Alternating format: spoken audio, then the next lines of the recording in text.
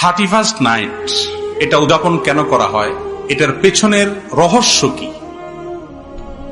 অন্য কোন সময় তো এই বাজি, আতশবাজি, আপনার পটকা ফুটানো, বাজি ফুটানো, তারপরে আনন্দ ফুর্তি এগুলা করা যায়, কিন্তু এই টাইমে বিশেষভাবে করার রহস্যটা কি, ফজিলতটা কি?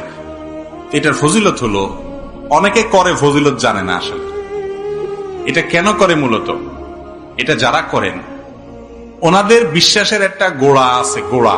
সে গোড়াটা হলো তারা মনে করে বছরের প্রথম দিনের প্রথম ক্ষণটাকে যদি উল্লাস করে, আনন্দ করে, মাতিয়ে রেখে, ফুর্তি করে কাটানো হয়, তাহলে সারা বছর নাকি হাসি খুশি থাকা যাবে। বুঝতে পারছেন কথা? বছরের প্রথম দিনের প্রথম সময়কে, প্রথম প্রহরকে, প্রথম মুহূর্তটাকে আনন্দ উৎসব করে কাটাইলে সারা বছর নাকি ভালো থাকা যাবে। এই বিশ্বাসটা মূলত আসছে কোত্থেকে জানেন? এই বিশ্বাসটা আসছে পেগানদের থেকে। পেগান প্রকৃতি পূজারী। প্রকৃতি পূজারী বুঝেন? রাতের পূজা করে, দিনের পূজা করে, সময়ের পূজা করে, বিভিন্ন সৃষ্টির পূজা করে। এই প্রকৃতি পূজারী এদের থেকে এসেছে।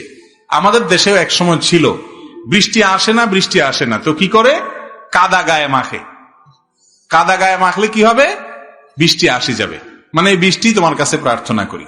আবার অনেকে বলে এসো হে বৈশাখ, এসো এসো, বলে না? বৈশাখী কি কথা শুনে? কিন্তু তারপরেও ডাকে, আছে না নাই? শুধু ডাকানি। আবার বলে যে আমাদেরকে পবিত্র করে দিয়ে যাও বৈশাখ। বৈশাখে পবিত্র করতে পারে? এই কথাগুলো আবার এমন লোকেরা বলে যারা নিজেদেরকে দাবি করে বিজ্ঞান মনস্ক।